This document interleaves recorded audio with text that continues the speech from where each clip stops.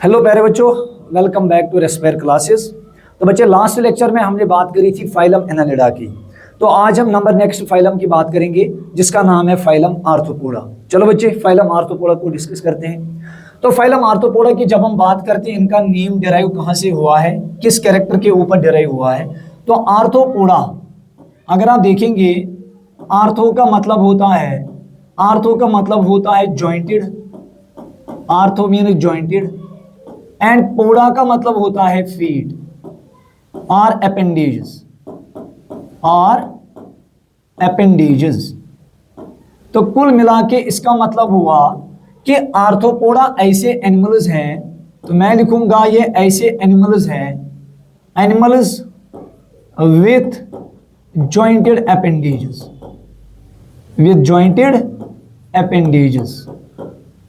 तो जिन एनिमल्स में jointed appendages होंगे तो उनको हम नाम देंगे आर्थ्रोपोडा। क्या नाम देंगे? Arthropoda. Number next point, NCERT की हम एक लाइन को जब हम देखते हैं, वो वहां पे लिखती है कि फाइलम आर्थ्रोपोडा जो है, ये आपको याद रखना पड़ेगा बच्चे, एक नोट पॉइंट की सूरत में हम इसको याद रखेंगे, यहाँ पे पूछा जा सकता है।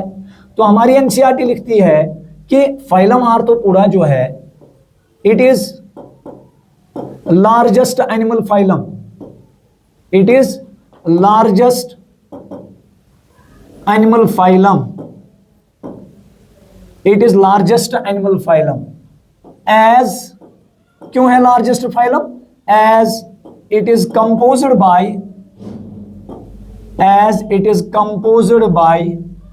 two-third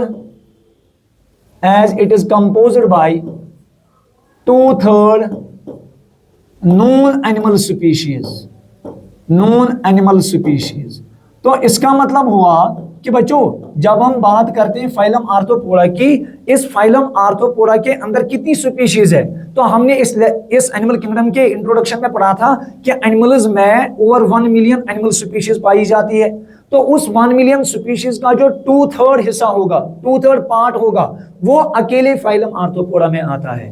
तो इसलिए फाइलम आर्थ्रोपोडा जो है, हमने क्या बोला कि फाइलम आर्थ्रोपोडा जो है बच्चे, ये लार्जेस्ट एनिमल फाइलम है। क्या है बच्चे? Largest animal phylum. तो यहां आपको याद रखना पड़ेगा कि हमारा जो फाइलम होगा, कौन सा?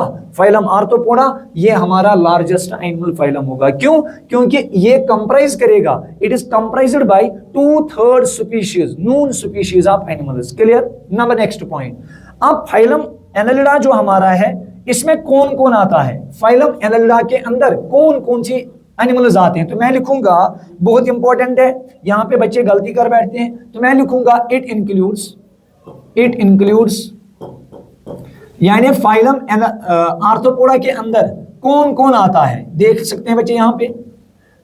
तो यहां पे सबसे पहले इंसेक्ट आ जाएगा, जिनको हम डिटेल में बात करेंगे। इंसेक्ट्स आते हैं यहां पे, तो मैं लिखूंगा इंसेक्ट्स। नंबर 1 इसमें इंसेक्ट्स आते हैं। नंबर 2 इसमें एराक्निड्स आते हैं। नंबर 3 इसमें क्रस्टेशियंस आते हैं। चलो बच्चों, जब हम इंसेक्ट्स की बात करेंगे, अब इंसेक्ट्स कौन से एनिमल्स हैं, कौन से आर्थ्रोपोड्स हैं? तो जब हम इनकी बात करते हैं, इंसेक्ट्स में वो आर्थ्रोपोड्स आते हैं जिनकी बॉडी में 3 डिविजन्स होते हैं। ध्यान से सुनिएगा, जिसको हम बाद में डिटेल में पढ़ेंगे। बॉडी में 3 डिविजन्स होते हैं, हेड होगा, थोरैक्स होगा, एब्डामन होगा, प्लस इनमें क्या होगा? इनमें 3 पेयर्स ऑफ लेग्स होंगे। दैट मीन्स 6 लेग्स होंगी टोटल, प्लस इनमें 4 विंग्स होंगी, या जिनको आप बोलेंगे 2 पेयर्स ऑफ विंग्स होंगी। आपको बात समझ आ रही है? तो एग्जाम्पल की बात करेंगे कि इसमें एग्जाम्पल कौन कौन होता है, तो इसमें एग्जाम्पल के तौर पे कॉकरोच आएगा, कॉकरोच आता है, प्लस इसमें ग्रास ऊपर आएगा, इसमें बीज आएंगी, होनी बीज आएंगी, इसमें बच्चे बटरफ्लाई आ सकता है। तो ये किन के बारे में है? ये इंसेक्ट्स के बारे में है। नंबर नेक्स्ट, एराक्निड्स किसको बोलेंगे? एराक्निडा में कौन आता है बच्चे? एराक्निड्स में ऐसे आर्थ्रोपोडन्स आते हैं जिनकी बॉडी में 4 पेयर्स ऑफ लेग्स होगा, प्लस जिनकी बॉडी में 2 ही डिविजन्स दिखने को मिलेगा। 2 डिविजन्स में सेफेलोथोरैक्स एक डिवीजन होगा, प्लस इनमें होगा एब्डामन, इनमें होगा एब्डामन। तो एग्जाम्पल की बात करेंगे, इसमें कौन कौन आता है? तो बच्चे इसमें हमारे पास स्पाइडर्स आते हैं, एग्जाम्पल लिखूंगा मैं स्पाइडर्स। इसमें एक और एग्जाम्पल आता है स्कॉर्पियन, स्कॉर्पियन है ना। नंबर थर्ड जो है क्रस्टेशियंस। तो क्रस्टेशियंस में ऐसे आर्थ्रोपोडन्स आते हैं जिनकी बॉडी में मल्टीपल लेग्स होती है, जिनकी बॉडी में मल्टीपल लेग्स होती है, बहुत सारी लेग्स होती है। जब एग्जाम्पल की बात करेंगे तो इसमें हमारी एनसीईआरटी ने क्रस्टेशियंस में एक एग्जाम्पल जो दी है, दैट इज कौन सी एग्जाम्पल है? इसमें प्रॉन को दिया गया है, इसमें हमारे पास एक एग्जाम्पल आता है प्रॉन। तो इसका मतलब हुआ फाइलम आर्थ्रोपोडा में इंसेक्ट्स आते हैं, इसमें एरेक्निड्स आते हैं और इसमें क्रस्टेशियंस आ जाते हैं। क्लियर है ना? शाबाश। नंबर नेक्स्ट, जब हम बात करते हैं कैरेक्टर्स की इस फाइलम आर्थ्रोपोडा की, सबसे पहला कैरेक्टर जो है that is level of organisation. तो जब हम लेवल ऑफ ऑर्गेनाइजेशन की बात करते हैं, इनमें लेवल ऑफ ऑर्गेनाइजेशन क्या रहता है सर? वो है organ system, that is organ system level of organisation, organ system level of organisation. Plus ये डिप्लोब्लास्टिक हैं कि ट्रिप्लोब्लास्टिक? बच्चे ये होते हैं ट्रिप्लोब्लास्टिक, ये क्या होते हैं? ट्रिप्लोब्लास्टिक। क्लियर बच्चों? ये है लेवल ऑफ ऑर्गेनाइजेशन। सिमेट्री कैसी होती है? तो इनमें जो सिमेट्री होती है बच्चे, सिमेट्री होती है बाइलेटरल सिमेट्री। क्या होती है? सिमेट्री क्या है? Symmetry is bilateral symmetry.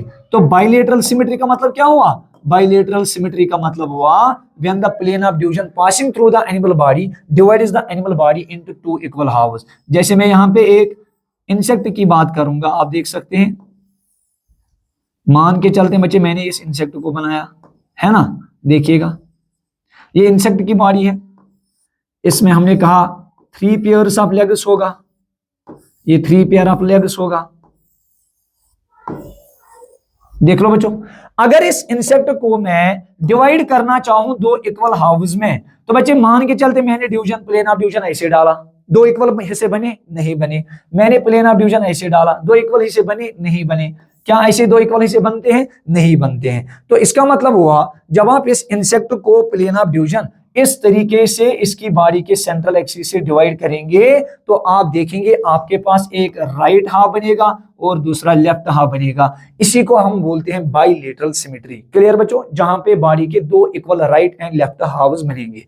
Number next, coelom की बात करेंगे। क्या ये सीलोमेट्स होते हैं? सीलोम प्रेजेंट है डेफिनेटली। तो बच्चे ये यूसीलोमेट्स होते हैं, these are eucoelomates. Eucoelomates means जिनमें सीलोम जो होगा ट्रू होगा, यानी the body cavity will be lined by mesoderm.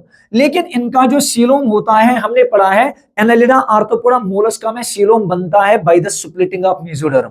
तो उस टाइप ऑफ सीलोम जहां पे मेसोडर्म के स्प्लिट होने से सीलोम बनता है, उसको हमने नाम दिया था शाइजोसीलोम। इसीलिए इनको मैं लिखूंगा दीज आर ट्रू सीलोमेट्स, यानी these are Schizocoelomates. Schizocoelomates means when the coelom is formed by the splitting of mesoderm. Number next point, segmentation की बात करेंगे। तो जब हम segmentation की बात करेंगे, क्या इनकी बॉडी सेगमेंटेड होती है? यस बच्चे, हमने सेगमेंटेशन जब बेसिस ऑफ क्लासिफिकेशन पढ़ा था उधर हमने देखा था एनालिडा, आर्थ्रोपोडा एंड कॉर्डेटा में, वर्टेब्रेट्स में, इन 3 में हमने देखा था सेगमेंटेशन होती है। तो मैं लिखूंगा body is segmented, body is segmented, यानी बॉडी में सेगमेंटेशन प्रेजेंट होती है। लेकिन यहां आपको याद रखना पड़ेगा कौन सी सेगमेंटेशन? क्या बॉडी सेगमेंटेड है both internally as well as externally? ना बच्चे, सेगमेंटेशन जो है that is only external segmentation. Segmentation is only external segmentation, खाली इनमें एक्सटर्नल सेगमेंटेशन दिखने को मिलता है। नंबर नेक्स्ट कैरेक्टर, बॉडी कैसी है? शाबाश बच्चों। तो जब हम एक आर्थ्रोपोडन की बॉडी देखते हैं, इनकी बॉडी के बाहर एक एक्सोस्केलेटन होता है, एक हार्ड स्केलेटन बना होता है जो प्रोटेक्शन देता है बॉडी को, और वो काइटिन का बना होता है जिसको हम बोलते हैं काइटिनस एक्सोस्केलेटन। इसीलिए मैं लिखता हूं बॉडी में क्या है? बॉडी जो है, body is covered by, body is covered by, किसके थ्रू ये कवर्ड हुई है? Body is covered by a hard, covered by a hard chitinous exoskeleton. Chitin का बना होता है काइटिनस एक्सोस्केलेटन।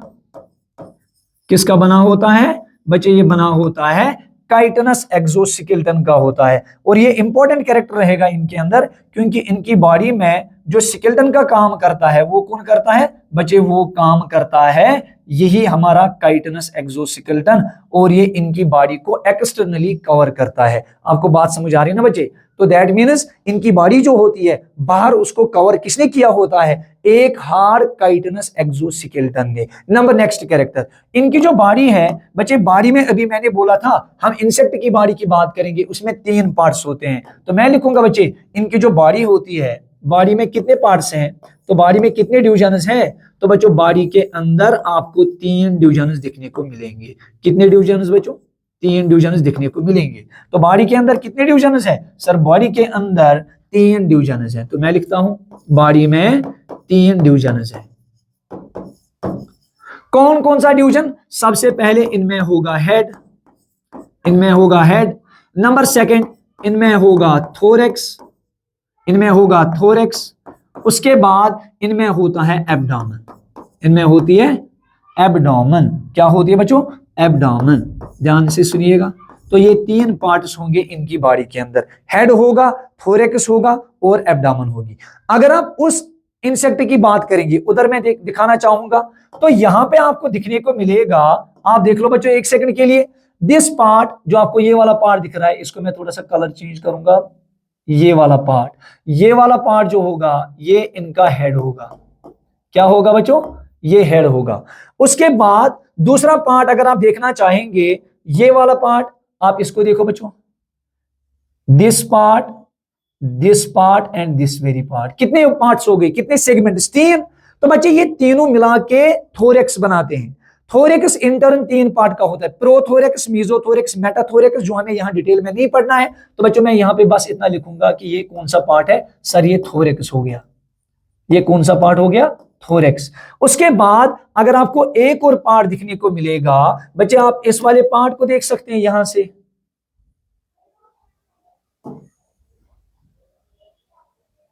सॉरी, तो आप ये वाला पार्ट देख सकते हैं बच्चे, दिस पार्ट। ये पार्ट जो होता है बच्चे ये भी सेगमेंटेड होता है। जैसे आप कॉकरोच में पढ़ेंगे स्ट्रक्चरल ऑर्गेनाइजेशन में, उधर 10 एब्डोमिनल सेगमेंट्स होते हैं। तो बच्चे इस पार्ट को नाम हम देते हैं एब्डोमेन। क्या नाम देते हैं? एब्डोमेन। तो ये 3 पार्ट्स हमारे इस इंसेक्ट में होता है, हेड होता है, थोरेक्स होता है, और बच्चों नंबर 3 क्या होता है? एब्डोमेन होती है। यहां तक बात समझ आ रही है बच्चे? नंबर नेक्स्ट की बात करेंगे। जब हम इस इंसेक्ट की बात करेंगे तो बच्चों इनमें रेस्पिरेशन कैसे होता है, बहुत ही इंपॉर्टेंट है। रेस्पिरेशन कैसे होता है? तो रेस्पिरेशन के केस में अगर आप देखेंगे वो डिपेंड करेगा, रेस्पिरेशन किस तरीके से होता है बच्चे, वो डिपेंड करेगा। मैं लिखूंगा depends on habitat, depends on habitat. वो हैबिटेट के ऊपर डिपेंड करता है कि किस तरीके का हैबिटेट है, तो बच्चे उसी तरीके का रेस्पिरेशन भी होगा। तो मैं इस पार्ट को थोड़ा सा आगे जाके ले जाऊंगा और यहां डिस्कस करना चाहेंगे कि रेस्पिरेशन जो होता है वो मैंने यहां लिखना है कि रेस्पिरेशन जो होता है बच्चे वो डिपेंड करेगा कि एनिमल का हैबिटेट क्या है, आर्थ्रोपोड का हैबिटेट क्या है। तो देख सकते हैं बच्चे, तो डिपेंड्स ऑन हैबिटेट। तो हैबिटेट के बेसिस पे हम देखेंगे इनमें रेस्पिरेशन किस किस ऑर्गन के थ्रू होता है। नंबर 1 बच्चे इनमें रेस्पिरेशन गिल से होगा, गिल से होगा। नंबर 2 बुक गिल से हो सकता है। नंबर 3 बुक लंग से हो सकता है। And number last is tracheal respiration, tracheal respiration. चलो बच्चों देख सकते हैं, तो गिल्स जो होती है ना बच्चे, गिल्स मॉडिफाइड होती है फॉर एक्वेटिक हैबिटेट। इसका मतलब हुआ गिल से रेस्पिरेशन किन में होगा? गिल से रेस्पिरेशन एक्वाटिक आर्थ्रोपोड्स में होगा, एक्वेटिक आर्थ्रोपोड्स में रेस्पिरेशन होगा। नंबर 2 बुक गिल्स किस में होती है? हमारी एनसीईआरटी ने मेंशन किया हुआ है लाइम्यूलस, लाइम्यूलस जिसको हम कॉमनली बोलते हैं किंग क्रैब। क्या नाम बोलते हैं बच्चे? King crab. तो किंग क्रैब में बुक गिल्स से होती है, ये बुक गिल्स जो होती है बच्चे ये मॉडिफाइड गिल्स होती है। नंबर नेक्स्ट, बुक लंग से किसमें होता है बच्चों, बुक लंग स्कॉर्पियन,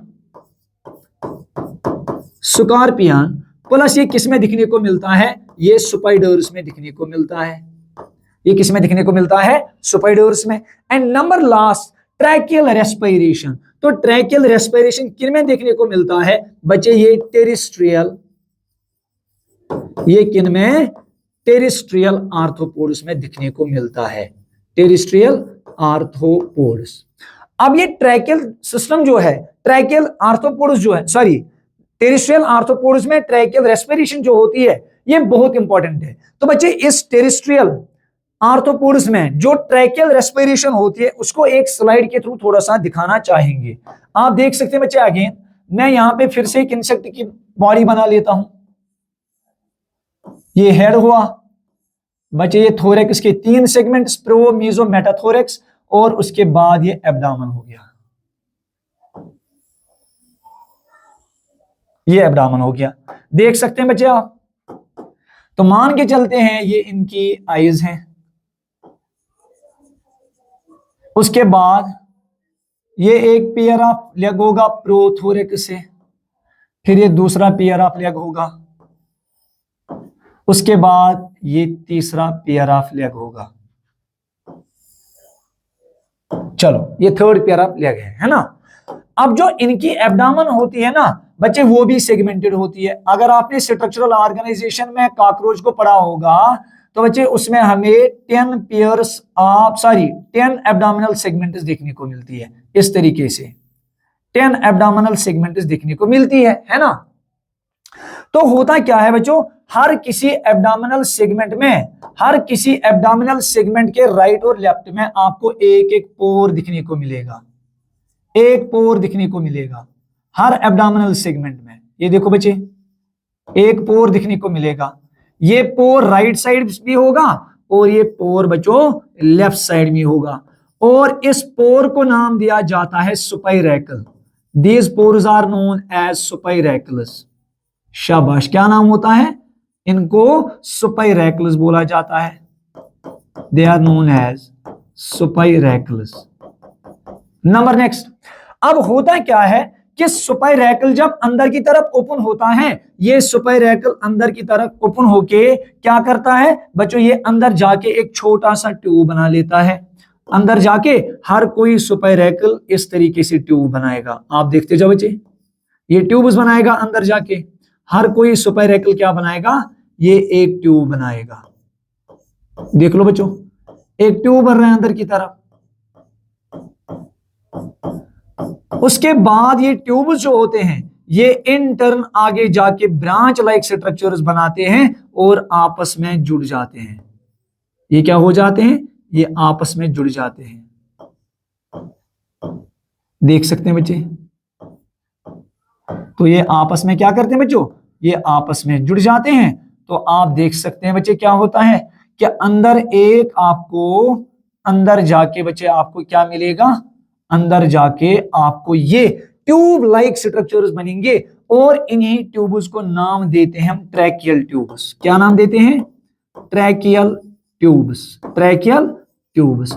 और इन्हीं ट्रैकियल ट्यूब्स के थ्रू रेस्पिरेशन होता है, यानी सुपाइरैकल से अंदर आएगा एयर और वो इन्हीं ट्रैकियल ट्यूब्स के थ्रू आगे जाएगा और इस इंसेक्ट की बॉडी में रेस्पिरेशन होती है। तभी तो हमने लिखा था कि टेरिस्ट्रियल एनिमल्स में, रादर टेरिस्ट्रियल आर्थ्रोपोड्स में जो टेरिस्ट्रियल कंडीशन पे रहते हैं उनकी बॉडी में क्या होगा कि एटमॉस्फेरिक एयर इन्हीं सुपाइरैकल्स के थ्रू अंदर आता है और रेस्पिरेशन करके चला जाता है। आपको बात समझ आ रही ना। तो इस तरीके से इनमें क्या होता है, रेस्पिरेशन होता है। Moving to the number next character, that is circulatory system. तो बच्चों जब हमने पहले ही पढ़ा था टाइप ऑफ सर्कुलेटरी सिस्टम, पहले ही लेवल ऑफ ऑर्गेनाइजेशन में, तो उधर हमने पढ़ा था सर्कुलेटरी सिस्टम इनमें क्या होता है, सर्वो ओपन टाइप का होता है, open type of circulatory system. तो what is open type of circulatory system, जिसमें बच्चे पंप, ब्लड जो होता है, blood pumped by heart moves into open body cavities which are known as sinuses और lacunae. Number next, sense organs.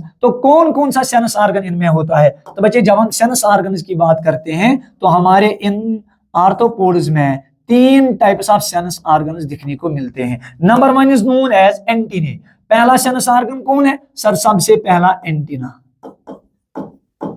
Antennae दिखने को मिलेगा। दूसरा बच्चे आईज दिखने को मिलेगी। और नंबर 3 कौन सा? Statocyst, statocyst. तो सबसे पहले एंटीना कहां होता है, क्या होता है? तो बच्चे हम लिखेंगे एंटीना जो होता है ये सेंसरी इन नेचर होते हैं, सेंसरी इन नेचर। प्रेजेंट कहां होते हैं बच्चे? Present on head. और उसके बाद कितने होते हैं बच्चों? ये 1 पेयर होता है। कितना होता है? 1 पेयर होता है। क्लियर? नंबर नेक्स्ट, आइज जो है, आइज को हमारी एनसीईआरटी ने थोड़ा सा डिस्कस किया हुआ है कि आइज जो इन आर्थ्रोपोड्स में होती है 2 टाइप की होती है। आइज कितने टाइप की होती है? 2 टाइप। एक को बोला जाता है सिंपल आइज और दूसरे को बोला जाता है compound eyes. What is the difference between simple and compound eye? तो देख लीजिएगा बच्चे, सिंपल आई जो होता है, सिंपल आई के अंदर बच्चे आपको एक ही लेंस दिखेगा। सिंपल आई के अंदर क्या होता है? सिंगल लेंस दिखने को मिलेगा। लेकिन कंपाउंड आईज में आपको मल्टीपल लेंसेज दिखने को मिलेंगे। तो अगर आपने कॉकरोच का देखा होगा, स्ट्रक्चरल ऑर्गेनाइजेशन में हमने कॉकरोच को डिटेल में पढ़ना है, और उधर आप क्या देखेंगे कि कॉकरोच की जो आई होती है वो कंपाउंड आई कहलाती है, क्योंकि उसमें मल्टीपल लेंसेज होते हैं, जिन मल्टीपल लेंसेज को हम नाम क्या देते हैं? ओमेटिडिया। क्या नाम देते हैं? Ommatidia, ommatidia. और ये ओमेटिडिया क्या करते हैं बच्चे? ये मल्टीपल इमेजेस लेते हैं किसी भी ऑब्जेक्ट की। They take multiple images of any object, और जिस विजन को फिर हम नाम देते हैं मोज़ेक विजन। यानी ये क्या देते हैं? ये मोज़ेक विजन देते हैं। शाबाश। And gives mosaic vision. क्यों? क्योंकि बच्चे ये कंपाउंड आई जो होती है ये एक एनिमल की बहुत सारी इमेजेस एक ही टाइम पे लेती है। जैसे आपने देखा होगा ये एक कंपाउंड आई का स्ट्रक्चर होता है। तो जब आप इस कंपाउंड आई को देखते हैं, इस कंपाउंड आई के अंदर आपको थाउजेंड्स ऑफ दीज लेंसेज दिखने को मिलेगा, जिनको हम नाम क्या देते हैं? ओमेटिडिया। तो ये आपको एक कंपाउंड आई दिखने को मिलेगी जो इन ऑर्गेनिज्म्स में पाई जाती है। देख सकते हैं बच्चे। तो इसमें जो ये मल्टीपल लेंसेज मैंने बनाए, तो एक लेंस का नाम क्या होता है? एक लेंस का नाम जो होता है, अगर मैं जिसको मैं कलर करना चाहूं, आप देख सकते हैं बच्चे, मान लीजिएगा बच्चे ये वाला, ये हो गया एक लेंस। इसी तरीके से इसमें बहुत सारे लेंसेज हैं और इन्हीं को हम नाम लेंस देंगे, और इन मल्टीपल लेंसेज को हम नाम क्या देते हैं? इनको हम नाम देते हैं ओमेटिडिया। और ओमेटिडिया क्या देता है? ये मोज़ेक विजन देता है किसी भी ऑब्जेक्ट का। Number next, statocyst. What is statocyst? तो बच्चे लिखा गया है स्टेटोसिस्ट बैलेंसिंग ऑर्गन होता है। क्या होता है? Balancing organ. Statocyst balancing organ होता है। और ये स्टेटोसिस्ट कहां पाया जाता है बच्चे? स्टेटोसिस्ट को हम पाते हैं अंडर एंटीन्यूलस। इनको कहां पाया जाता है? अंडर एंटीन्यूलस। ध्यान से सुनिएगा, अंडर एंटीन्यूलस, यानी एंटीने के नीचे इनको हेड रीजन में पाया जाता है। तो ये था बच्चे किसके बारे में? सेंस ऑर्गन्स के बारे में। Number next is excretion. क्या बच्चों इनमें एक्सक्रीशन होती है? अगर होती है तो किससे होती है? तो ध्यान से सुनिएगा बच्चे, एक्सक्रीशन जो इन आर्थ्रोपोड्स में होता है वो किसकी वजह से होता है? वो मालफिजियन ट्यूब्यूल्स की वजह से होता है। मालफिजियन, वो मालफिजियन ट्यूब्यूल्स से होता है। अब आप बोलेंगे sir what is a Malpighian tubule? नाम से ही पता चलता है ट्यूब्यूलर स्ट्रक्चर। तो इसका मतलब हुआ मालफिजियन ट्यूब्यूल जो होता है बच्चे, Malpighian tubules actually tube like structures होते हैं। क्या होते हैं? Tube like structures. Tube like structures कहां पाए जाते हैं बच्चे? They are found, they are present in the junction of, rather at the junction of, present at the junction of midgut and hindgut, midgut and hindgut. तो जो इनका digestive system होता है उसका जो मिडगट होता है प्लस जो उनका हाइंडगट होता है बच्चे, उस मिडगट और हाइंडगट की जंक्शन के पास क्या होते हैं बच्चे? ट्यूब्यूलर स्ट्रक्चर्स होते हैं जिनको हम नाम देते हैं माल्फिजियन ट्यूब्यूल्स, और यही माल्फिजियन ट्यूब्यूल्स किसमें हेल्प करते हैं? ये एक्सक्रीशन में मदद करते हैं। एवं बच्चों हम ये भी बोल सकते हैं कि they help in osmoregulation, शाबाश, they help in osmoregulation या दे मेंटेन ऑस्मो रेगुलेशन। अगर आपको याद होगा हमने पीछे भी एक लेक्चर में पढ़ाया था ऑस्मो रेगुलेशन क्या होता है, तो मैंने बोला था बच्चे osmo regulation means balance between body fluid water and the ions. तो जब बच्चे एक्सक्रीशन होगा तो आयन्स, कुछ हार्मफुल आयन्स बॉडी से बाहर फेंक दिए जाएंगे, उनको एक्सक्रीट किया जाएगा, जिसकी वजह से ऑस्मोलैरिटी मेंटेन रहेगी। इसलिए माल्फिजियन ट्यूब्यूल्स हेल्प किसमें करते हैं? एक तो excretion of these harmful wastes, plus ये ऑस्मो रेगुलेशन या वाटर लेवल को मेंटेन करने में मदद करता है। क्लियर बच्चे? Number next character is reproduction. ध्यान से सुनो बच्चों, जब हम रिप्रोडक्शन की बात करते हैं तो हम इनमें देखते हैं कि जो सेक्सेस होते हैं, सेक्सेस सेपरेट होते हैं। क्या होते हैं? सेपरेट।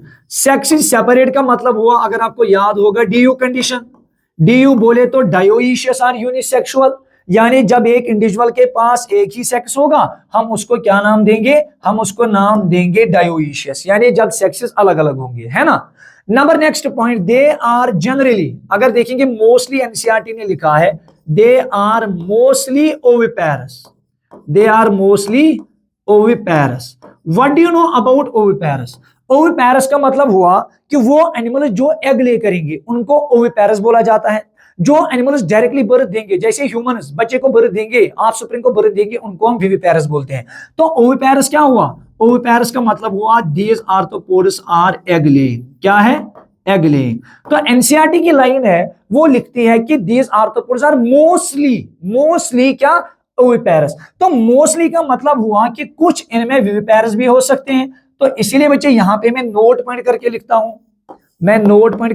हूं, कि हमारा जो स्कॉर्पियन है बच्चे, स्कॉर्पियन जो है, स्कॉर्पियन इज एक्चुअली विविपेरस। ध्यान से सुनिएगा, स्कॉर्पियन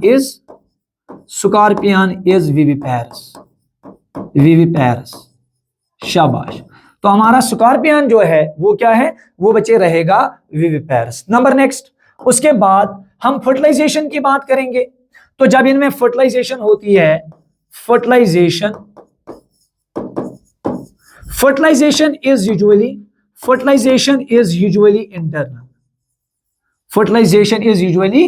इंटरनल। तो फर्टिलाइजेशन क्या रहेगा बच्चों? फर्टिलाइजेशन यूजुअली इंटरनल रहेगा। नंबर नेक्स्ट पॉइंट, डेवलपमेंट कैसी रहेगी?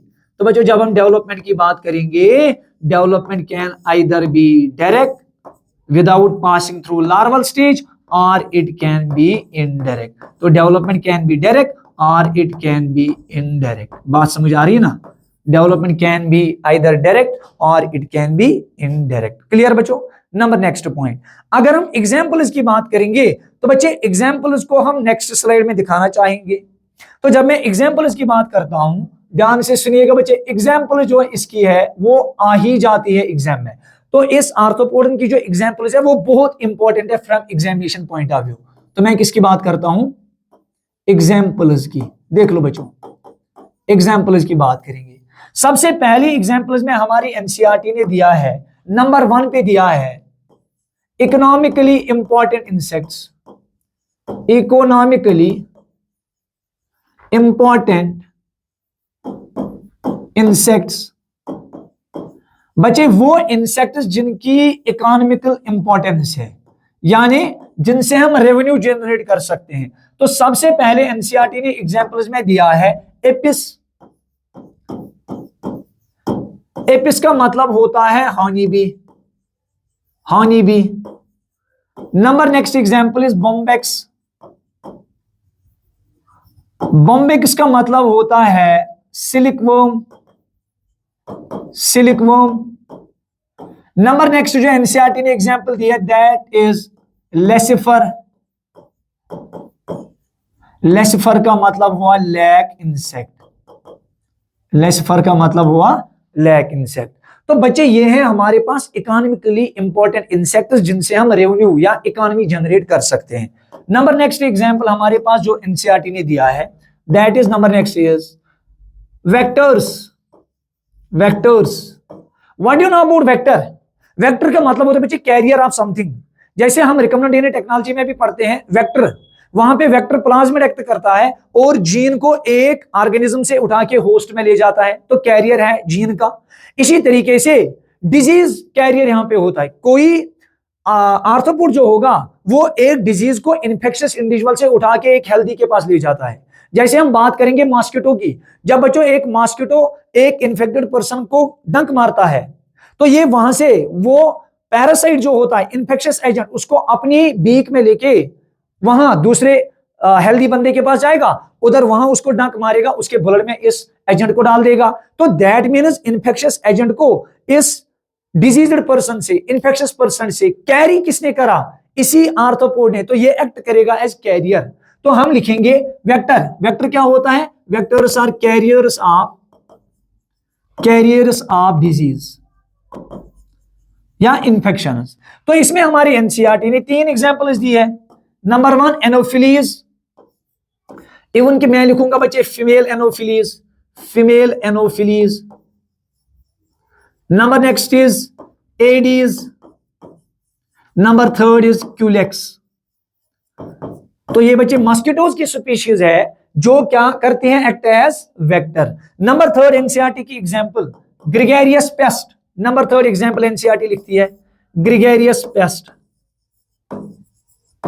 Gregarious pest, what you know about gregarious pest? Gregarious pest का मतलब क्या हुआ देख लीजिएगा बच्चे। सबसे पहले हम पेस्ट को जानेंगे। बच्चे पेस्ट कोई भी आर्थ्रोपोड हो सकता है जो किसी भी क्रॉप के ऊपर बैठ के उस क्रॉप को क्या कर सकता है बच्चे? डैमेज कर सकता है।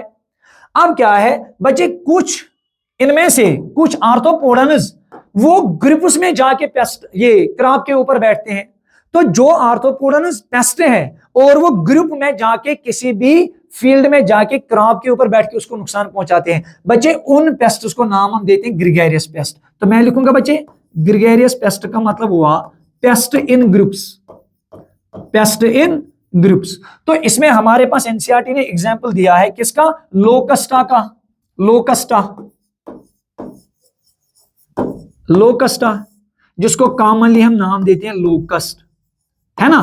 तो असल में क्या होता है कि जो ये लोकस्टा होता है ये मान के चलिएगा ग्रास होपर जैसा होता है, एक ही वैसी स्पीशीज होती है, उसी तरीके की होती है। तो मान लीजिएगा ये लोकस्टा क्या करता है बच्चे, जब ये ग्रुप बनाते हैं ना उसके बाद ये एक ग्रुप में, एक झुंड में किसी भी फील्ड के ऊपर बैठ के उसको एकदम सफाया कर देते हैं, तो वहां क्रॉप लॉस कराते हैं। तो इसलिए आपने देखा होगा बच्चे, सुना भी होगा कि group of locusts is known as, the group of locusts is known as swarm. इसको क्या बोला जाता है? स्वार्म। स्वार्म का मतलब होता है कि जब ये लोकस्ट्स एक झुंड में जाके किसी भी पैडी फील्ड के ऊपर बैठ के उसको नुकसान पहुंचाते हैं। नंबर लास्ट वाला एग्जांपल हमारी एनसीईआरटी ने जो लिखा है that is number next is living fossil. Living fossil, शाबाश, लिविंग फोसिल। चलो सबसे पहले बच्चे हमें पता होना चाहिए लिविंग फोसिल क्या होता है। बच्चों देख लीजिएगा, हम एवोल्यूशन में पढ़ते हैं, ध्यान से सुनिएगा, कि हमारे जो डिसेंडेंट्स हैं, जो हमारे प्रजाति थे, हमारे दादा थे, परदादा थे, जिनसे हम एराइज हुए हैं, बच्चे मैं ऐसे बोलूंगा कि लिविंग फोसिल वो एक स्पीशीज होती है जिनके जो एंसेस्टर्स थे एक जमाने में मिलियंस ऑफ ईयर्स पहले रहते थे और वो आज उनको रिप्रेजेंट करता है। उसका मतलब हुआ कि जब मिलियंस ऑफ ईयर्स पहले जो उसके एंसेस्टर्स थे, जैसे उनकी बॉडी फॉर्म थी और फिर उसके बाद मिलियंस ऑफ ईयर्स आज तक हो गए, अगर इस टाइम ड्यूरेशन के दौरान ये जिंदा रहने वाला इंडिविजुअल या स्पीशीज जो है अगर ये उतना चेंज नहीं हुआ, तो इसका मतलब हुआ ये अपने उन एंसेस्टर्स को इस वक्त रिप्रेजेंट कर रहा है, क्योंकि ये with the passage of time change नहीं हुआ है। तो उस जिंदा रहने वाले स्पीशीज को हम नाम देते हैं लिविंग फोसिल। तो मैं ऐसे भी कहूंगा, एक शॉर्ट लाइन में लिखूंगा मैं, लिविंग फोसिल क्या होता है, मैं लिखूंगा एन एक्सटेंट। एक्सटेंट का मतलब होता है जो इस वक्त जिंदा होता है। दूसरा एक्सटिंक्ट होता है, एक्सटिंक्ट मतलब जो गायब हो चुका है धरती से, मरा हुआ है। तो मैं लिखूंगा an extent species which has not changed through time and represents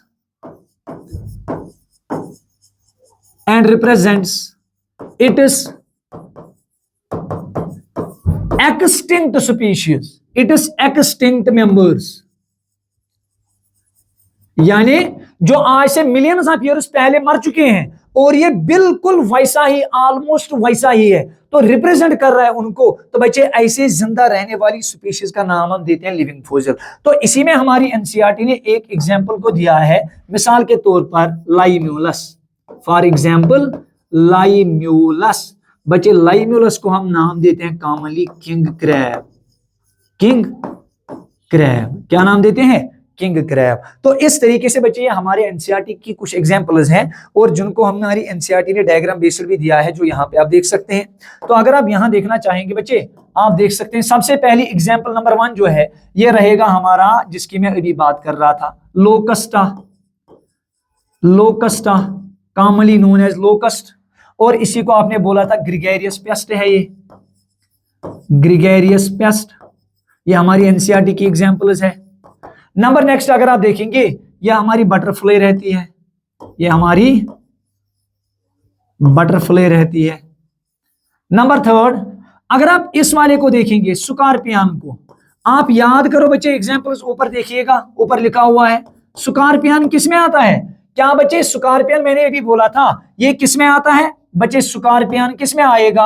आप एक बार देख भी सकते हैं बच्चे इस स्लाइड में, कि हमारे जो स्कॉर्पियन होते हैं इनकी बॉडी के अंदर हमने क्या पढ़ा था सर? स्कॉर्पियंस में एक चीज होता है कि इनमें 4 पेयर्स ऑफ लेग्स होते हैं। ये इंसेक्ट नहीं है बच्चे, ये एराक्निड है। क्या है? तो मैं लिखूंगा इधर, हमारा जो एनसीईआरटी की जो एग्जांपल है स्कॉर्पियन है, ये क्या है बच्चों? ये एराक्निड है। ये क्या है? एराक्निड। क्यों है एराक्निड? आप देख सकते हैं बच्चे इसके पास कितनी लेग्स हैं? 1 2 3 4, एक साइड से 4, दूसरी साइड से 4, तो हो गई 8 लेग्स। ये तो इंसेक्ट है नहीं, इंसेक्ट तो ये 2 हैं जिनके पास 3 पेयर्स ऑफ लेग्स है, 2 पेयर्स ऑफ विंग्स है। नंबर नेक्स्ट बच्चे अगर आप देखेंगे, ये वाला केस लास्ट वाला, प्राण लिखा हुआ है, इसको आप देख सकते हैं, ये प्राण है। तो बच्चे आप प्राण को देखेंगे तो प्राण को हमने किस में पढ़ा था? ऊपर आप देख सकते हैं बच्चे, प्राण को हमने पढ़ा था किस वाले केस में? सर प्राण जो होता है ये क्रस्टेशिया में आता है। किसमें? क्रस्टेशिया। क्यों? क्योंकि बच्चे प्राण के पास बहुत सारे जॉइंटेड अपेंडेजेस होते हैं, मल्टीपल अपेंडेजेस होते हैं। तो इस तरीके से बच्चे आज हमने फाइलम आर्थ्रोपोडा को पढ़ा। और बच्चे असल में क्या है कि हमारा जो बोर्ड है, पैनल जो है, ये लैग कर रही है, लिखने के दौरान इसमें प्रॉब्लम आ रही है। तो मैं अपना लेक्चर यहीं पे फाइलम आर्थ्रोपोडा के ऊपर ही कंक्लूड करूंगा, बाकी हम इसको कंटिन्यू कल करेंगे नेक्स्ट लेक्चर में। तो बच्चे तब तक के लिए दीजिएगा इजाजत। सी यू।